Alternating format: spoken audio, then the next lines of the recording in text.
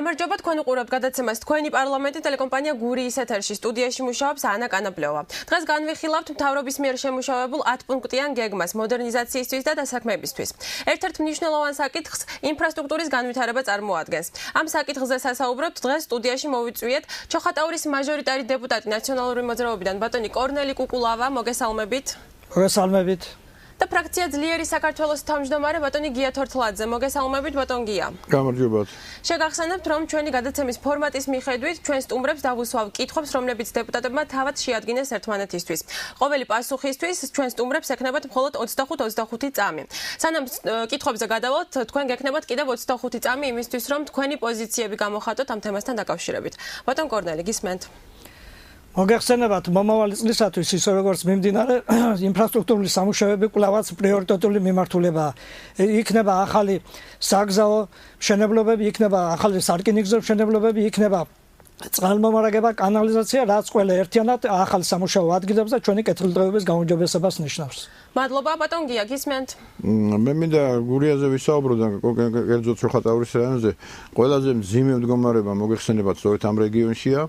სწორედ ინფრასტრუქტურული პროექტები იქნება ეს თუ სამუშაო ადგილების თვალსაზრისით, ამიტომ მიდგომა ამ რეგიონების მიმართ უნდა იყოს განსაკუთრებული სამუშაო ადგილების თვალსაზრისითაც, ინფრასტრუქტურის განვითარების თვალსაზრისითაც, იმიტომ რომ არც ერთი ინვესტორი არ შევა იმ რეგიონში, სადაც ინფრასტრუქტურა არ არის განვითარებული. დიდი მადლობა და პირველი კითხვა ბატონ კორნელის. ბატონ კორნელი, როდის დაიწყება და დასრულდება ჩოხატაურის რაიონში შიდა გზების მოწესრიგება? შიდა გზების მოწესრიგება უკვე დაწყებულია 2008 წლიდან განსაკუთრებულად და ასევე ბატონ გიას მინდა უპასუხო წყალმომარაგებისა და კანალიზაციის სამუშაოები უკვე პრაქტიკულად მიმდინარეობს, რომელიც წლის ბოლოს იქნება დასრულებული.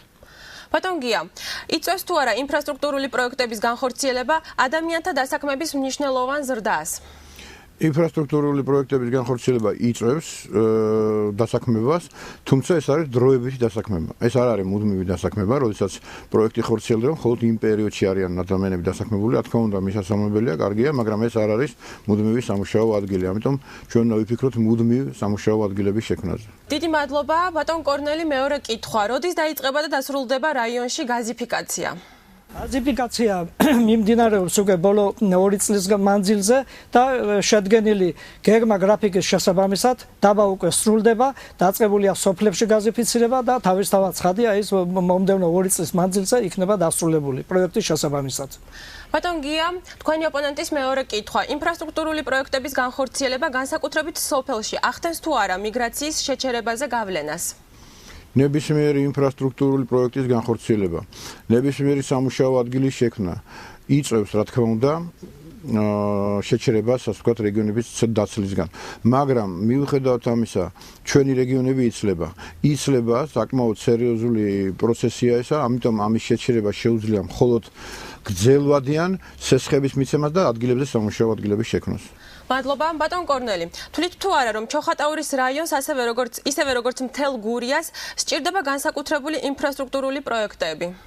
განსაკუთრებული ინფრასტრუქტურული პროექტები თავისი მთიანი მდებარეობიდან გამომდინარე ვეთანხმები, რომ საჭიროა და სწორედ აქეთკენ არის მიმართული მთავრობის 10 პუნქტიან გეგმიდან გამომდინარე ყველა ეს სამუშაოები, რომლებიც ეკონომიკას გააზრდის, ინვესტორებს მოიზიდავს და თავისთავად ცხადია გრძელვადიან პერსპექტივაში, რასაც ბატონ გია ბრძანებს, ეს არის ჩვენი მოსახლეობის მიგრაციის შეჩერებისა და მათი დასაქმების პერსპექტივაც. მადლობა და ბოლო კითხვით ბატონ გიასთან გადავდივართ. ბატონ გია, ინფრასტრუქტურული პროექტები უწყობს თუ არა ხელს სამეწარმეო პროექტების განვითარებას?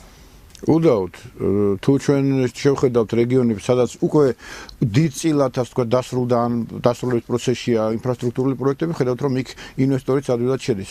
ამიტომ ამბობდი, სწორედ რომ გურიას სჭირდება განსაკუთრებული ინფრასტრუქტურული მიდგომა პროექტების თვალსაზრისით, რომ იქ მეტი სამუშაო ადგილები შეიქმნას, მეტი ინვესტორი შევიდეს და სამუშაო ადგილები მოგეხსენებათ პირდაპირ დაკავშირებულია დამაგრებასთან ადგილზე მოსახლეობის. დიდი მადლობა და ბოლოს გაქვთ შესაძლებლობა შეაჯამოთ ჩვენ დღევანდელი საუბარი. პასუხებისთვის გეძლებათ 25 წამი. ბატონ კორნელი, გისმენთ?